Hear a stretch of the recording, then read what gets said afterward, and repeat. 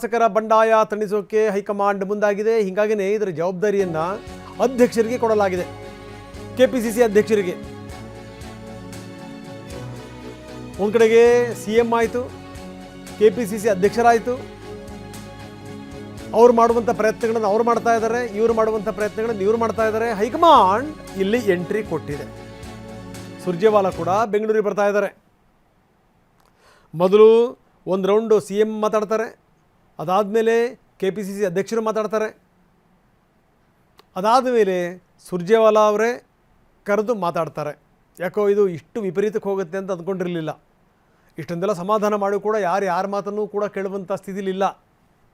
ಕೆಲವರು ನೆನ್ನೆ ಹೇಳಿದ್ದು ಕೆಲವರು ಉಲ್ಟಾ ಹೊಡೆದಿದ್ದಾರೆ, ಇಲ್ಲ ನಾವು ಬದ್ಧವಾಗಿರ್ತೀವಿ ಅಂತ ಹೇಳಿದ್ದಾರೆ, ಪ್ರಶ್ನೆ ಬೇರೆ.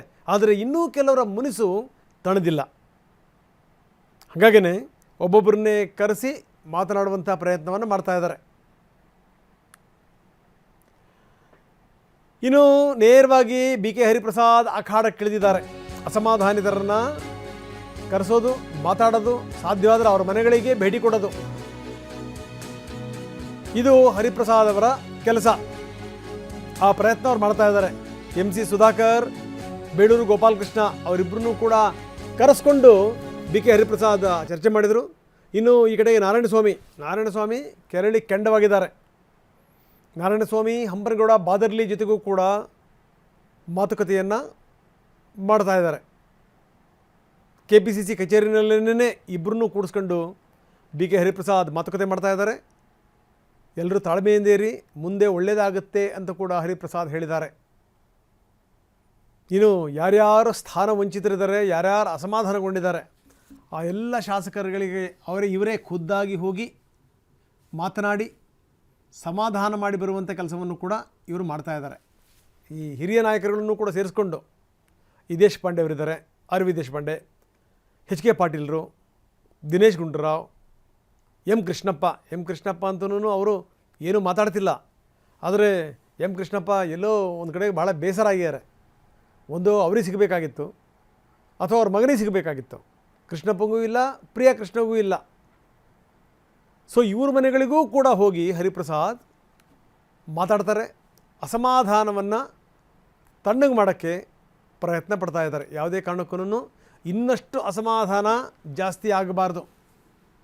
ಅದನ್ನು ಸರಿ ಮಾಡುವಂಥ ದೊಡ್ಡ ಜವಾಬ್ದಾರಿ ಈಗ ನಾಯಕರ ಮೇಲಿದೆ. ಇನ್ನೂ ಅಧ್ಯಕ್ಷರ ಬಳಿ ಹೋಗಿದ್ವಿ, ಮಾತಾಡಿದ್ವಿ, ನಮ್ಮ ಮನಸ್ಸಲ್ಲಿ ಏನಿದೆ ಬೇಗುದಿ ಬೇಸರ ಅದನ್ನು ಹೇಳ್ಕೊಂಡಿದ್ದೀವಿ ಅಂತಾರೆ ನಾರಾಯಣಸ್ವಾಮಿ. ನಾವೆಲ್ಲರೂ ಕೂಡ ಒಗ್ಗಟ್ಟಾಗಿದ್ದೀವಿ, ಸಭೆ ಮಾಡ್ತೀವಿ, ಆಮೇಲೆ ಮುಂದಿನ ತೀರ್ಮಾನಕ್ಕೆ ಬರ್ತೀವಿ. ಹರಿಪ್ರಸಾದ್ ಭೇಟಿ ಆದಮೇಲೆ ನಾರಾಯಣಸ್ವಾಮಿ ಕೊಟ್ಟಂಥ ಹೇಳಿಕೆ ಇದು. ನಾವೆಲ್ಲ ಸಮಾನ ಮನಸ್ಕರು 30-35 ಜನ ಇದ್ದೀವಿ, ಮುಂದಿನ ತೀರ್ಮಾನ ತಗೋತೀವಿ ಅಂದಿದ್ದಾರೆ ನಾರಾಯಣಸ್ವಾಮಿ. ಬರೀ ಬಂಗಾರಪೇಟೆ ಶಾಸಕ ನಾರಾಯಣಸ್ವಾಮಿ ಅವರ ಜೊತೆಗೆ ನಮ್ಮ ಪ್ರತಿನಿಧಿ ಪ್ರಸನ್ನ ಮಾತಾಡಿದ್ದಾರೆ. ಏನು ಹೇಳ್ತಾರೆ ನೋಡೋಣ. ಬಂಗಾರಪೇಟೆ ಶಾಸಕ ನಾರಾಯಣಸ್ವಾಮಿ ಅವರು ನಮ್ಮ ಜೊತೆಗಿದ್ದಾರೆ. ಸರ್, ಇವತ್ತು ಕೆಪಿಸಿ ಅಧ್ಯಕ್ಷರನ್ನ ಭೇಟಿಯಾಗಿದ್ದೀರಿ. ತಮ್ಮ ಅಳಲನ್ನು ಏನಾದರೂ ಹೇಳಿದ್ರ, ಏನಾದ್ರು ಭರವಸೆ ಸಿಗ್ತಾ? ಅವರು ಕೂಡ ಕೋಲಾರ ಜಿಲ್ಲೆಗೆ ಮಂತ್ರಿ ಸಹ ತಪ್ಪಿರ್ತಕ್ಕಂಥದ್ದು ಭಾಳ ಬೇಸರ ಇದೆ, ಅವ್ರಿಗೂ ನೋವಿದೆ. ಇಲ್ಲ, ನಾನು ಕೂಡ ಆ ಜಿಲ್ಲೆಗೆ ಕೊಡಲೇಬೇಕು ಅಂತ ಹೇಳಿದ್ದೆ, ಕಡೆಗಳಿಗೆಲ್ಲಿ ಆಗಿದೆ, ಬೇಸರ ಮಾಡ್ಕೋಬೇಡಿ, ನಿಮಗೆ ಮುಂದಿನ ದಿನಗಳಲ್ಲಿ ಒಂದು ಉತ್ತಮವಾದ ವ್ಯವಸ್ಥೆಯನ್ನು ಮಾಡ್ತೀವಿ ಅನ್ನೋ ಮಾತನ್ನು ಹೇಳಿದ್ದಾರೆ. ಹಾಗಾಗಿ ತಾತ್ಕಾಲಿಕವಾಗಿ ನಾವು ಕೂಡ ಈಗ ನಮ್ಮ ವಿಚಾರವಾಗಿ ಏನು ನಾವು ಸಮಾನ ಮನಸ್ಕರು ಯಾರು ವಂಚಿತರಿದ್ದೀರಿ ನಾವೆಲ್ಲ ಕೂಡ ಸಭೆ ಮಾಡೋರು ಇದ್ದೀರಿ. ಸಭೆ ಮಾಡಿ ಅಲ್ಲಿ ಏನು ಮಾಡಬೇಕು ಅಂತ ಹೇಳಿ ನಾವು ಒಟ್ಟಾರೆಯಾಗಿ ತೀರ್ಮಾನವನ್ನು ತಗೊಳ್ತೀವಿ. ನಾವು ಸಮಾನ ಮನಸ್ಕರನ್ನು ನಮ್ಮ ಅಶೋಕ್ ಪಟ್ಟಣ್ ಅವರು, ಇನ್ನೆಲ್ಲ ಕೆಲವರು, ಜಯಚಂದ್ರ ಅವರು, ಅಶೋಕ್ ಪಟ್ಟಣ್ ಅವರು, ಯಶವಂತರಾಯ್ ಅವರು, ಇವರೆಲ್ಲ ಕೂಡ ಸೇರಿ ಒಂದು ಸಮಾನ ಮನಸ್ಕರು ಸೇರಿಕೊಂಡು ಒಂದು ಸಭೆ ಮಾಡೋಣ ಅಂತ ಹೇಳಿದ್ದಾರೆ. ಆ ಸಭೆ ಮಾಡಿ ಸಭೆಯಲ್ಲಿ ಏನು ತೀರ್ಮಾನ ಆಗುತ್ತೋ ಅದರಂತೆ ನಡ್ಕೊಳ್ತೀವಿ.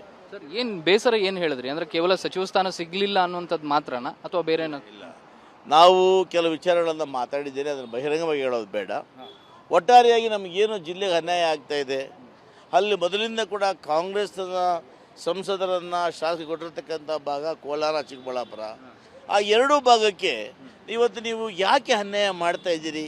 ಒಂದು ವೇಳೆ ರಾಜಕೀಯವಾಗಿ ಏನು ಆಗುತ್ತೆ, ಮುಂದೆ ರಾಜಕೀಯವಾಗಿ ಯಾವ ರೀತಿ ತೊಂದರೆಗಳಾಗ್ತದೆ ಎಲ್ಲವನ್ನು ಹೇಳಿದ್ದೇನೆ. ಅವರು ಕೂಡ ಈ ಬಗ್ಗೆ ವಿಚಾರವಾಗಿ ಅರಿವಿದೆ, ಅವರು ಕೂಡ ಹೇಳಿದ್ರು. ಸತ್ಯ ನೀವು ಹೇಳ್ತಕ್ಕಂಥದ್ದು ಕೋಲಾರ ಜಿಲ್ಲೆಗೆ ಶಕ್ತಿ ಕೊಡಬೇಕಾಗಿತ್ತು. ನಾನು ಭಾಳಷ್ಟು ಪ್ರಯತ್ನ ಮಾಡಿದ್ದೆ. ಕಡೆಗಳಿಗೆಯಲ್ಲಿ ಯಾವುದೋ ಕಾರಣಕ್ಕೆ ಆಗಿದೆ. ಈಗ ಸಮಾನ ಮನಸ್ಕರ ಸಭೆ ಯಾವಾಗ ಅದೇನಾದ್ರು ತೀರ್ಮಾನ ಆಗಿದೆಯಾ? ಎಷ್ಟು ಜನಕ್ಕೆ ಈ ಥರದ ಬೇಸರ ಇದೆ? ಸುಮಾರು ನನಗೆ ಗೊತ್ತಿರೋ ಮಟ್ಟಿಗೆ, ನನ್ನ ಹತ್ರ ದೂರವಾಣಿ ಮಾತಾಡಿರೋ ಮಟ್ಟಿಗೆ 30 ಮೇಲ್ಪಟ್ಟಿದ್ದಾರೆ ಬೇಸರ. ನಾನಾ ಕಾರಣಗಳಿಗೆ, ಸಚಿವರಾಗಿ ವಚರಾಗಿರ್ಬೋದು, ಬೇರೆ ಬೇರೆ ಕಾರಣಗಳಿಗಾಗಿ ಅವರು ನನ್ನ ಬಳಿ ಕೂಡ ಮಾತಾಡಿದ್ದಾರೆ. ಒಂದು 30-35 ಜನ ಸೇರ್ಬೋದು ಅಂತ ಒಂದು ಅಂದಾಜಿದೆ. ಸಭೆಯನ್ನು ಇವತ್ತು ಅದು ನಾಳೆ ಸ್ಥಳ ನಿಗದಿ ಮಾಡ್ತಾರೆ. ನಾವೆಲ್ಲ ಕೂತು ಚರ್ಚೆ ಮಾಡ್ತೀವಿ. ಕ್ಯಾಮ್ರಾ ಪರ್ಸನ್ ವಿನೋದ್ ಜೊತೆ ಪ್ರಸನ್ನ ಗಾಂವ್ಕರ್, TV9 ಬೆಂಗಳೂರು.